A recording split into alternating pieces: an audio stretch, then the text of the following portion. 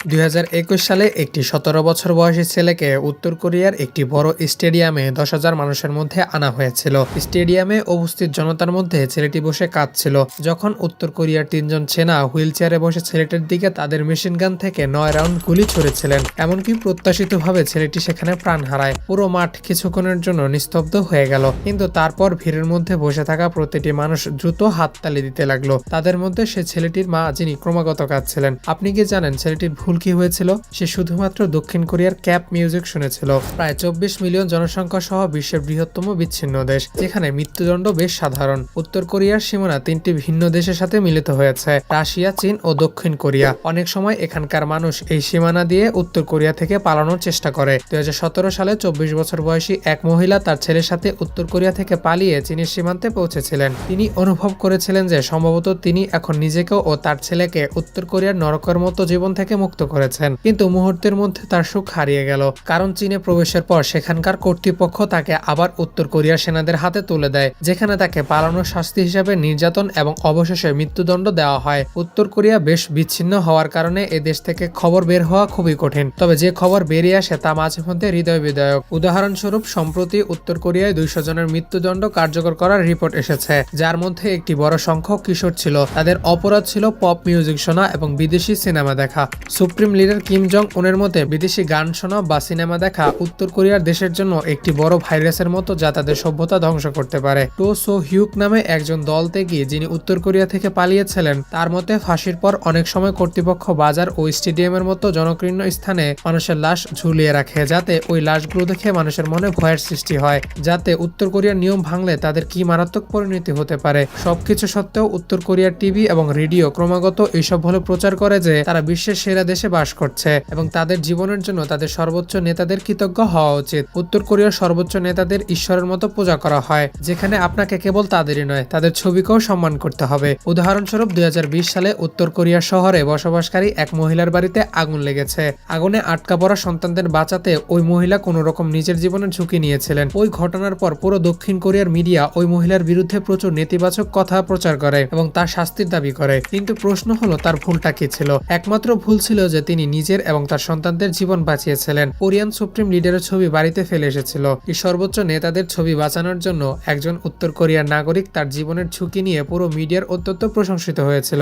উত্তর কোরিয়া সম্পর্কে জেনে অবাক হবেন যে ইউনেস্কোর মতে এ দেশের শিক্ষার হার 100%। তার মানে এখানকার পুরো জনসংখ্যা শিক্ষিত।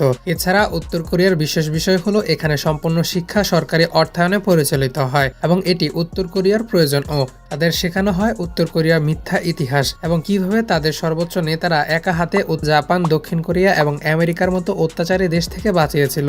এমনকি বিজ্ঞান হোক কিংবা গণিত, প্রতিটি বিষয়েই উত্তর কোরিয়ার সুপ্রিম লিডারের প্রশংসা করা বাধ্যতামূলক। বিশ্ববিদ্যালয়ের বৈজ্ঞানিক অধ্যয়নরত শিক্ষার্থী ও বিজ্ঞানীদেরও তাদের নিবন্ধন ও এই ধরনের উপলব্ধি যোগ করতে হবে।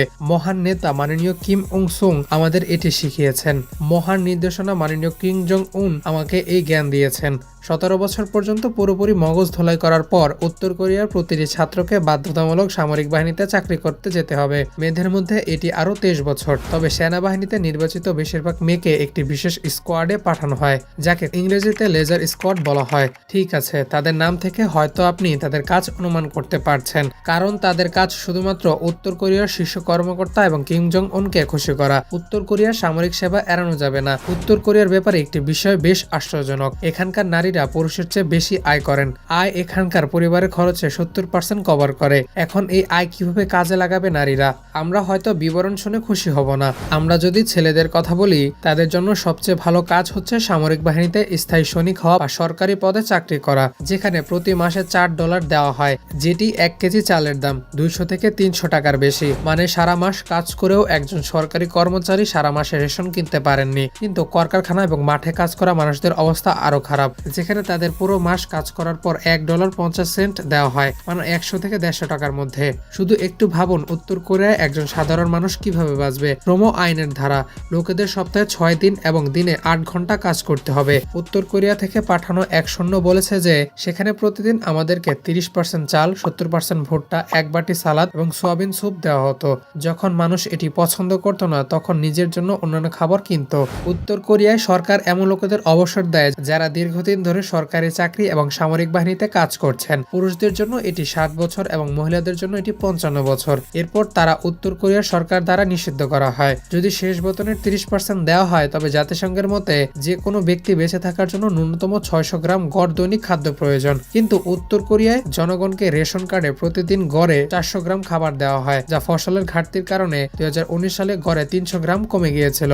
2014 সালের তথ্য অনুযায়ী উত্তর কোরিয়ায় প্রতিদিন 45 লাখ প্রাপ্তবয়স্ক এবং 1,67,000 শিশু তামাক সেবন করে এবং এখানকার 50% এরও বেশি পুরুষ ধূমপান এবং অ্যালকোহলের আসক্তির সাথে লড়াই করছে, যার কারণ হলো এগুলো খুব সস্তা। উত্তর কোরিয়াতে সিগারেটের প্যাকেট পাওয়া যায় মাত্র 6 টাকায়। এখানে সবচেয়ে বেশি পরিমাণে চিনির অ্যালকোহল বিক্রি হয়। এটিও শক্তিশালী কারণ এতে আয়রনের দিক থেকে 38% থেকে 63% অ্যালকোহল রয়েছে। কিন্তু বেশিরভাগ উত্তর কোরিয়া তা বহন করতে সক্ষম নয় এবং তারা আলু এবং কার্ডবোর্ড থেকে বাড়িতে অবৈধভাবে অ্যালকোহল তৈরি করে, যা শিশু এবং বৃদ্ধরা কোমল পানীয় হিসেবে ব্যবহার করেন। এ কারণেই এখানে মানুষ বসবাসের আগে অ্যালকোহল সেবন বা ধূমপান করছে। শিশুদের প্রতি খুব একটা মনোযোগ দেওয়া হচ্ছে না। বিটিএস দের গান শোনা, আমেরিকান সিনেমা দেখতে পালানোর চেষ্টা বা সুপ্রিম লিডারের ছবি রেখে আপনার এবং আপনার সন্তানের জীবন বাঁচানোর মতো বড় অপরাধের জন্য যদি আপনার মৃত্যুদণ্ড না হয় তাহলে আপনার এটি নিয়ে খুশি হওয়ার দরকার নেই, কারণ এরপর আপনাকে সম্ভবত দেশের বিভিন্ন প্রত্যন্ত জায়গা নির্মিত প্রিজম ক্যাম্পাসে আপনাকে পুরো জীবন কাটাতে হবে।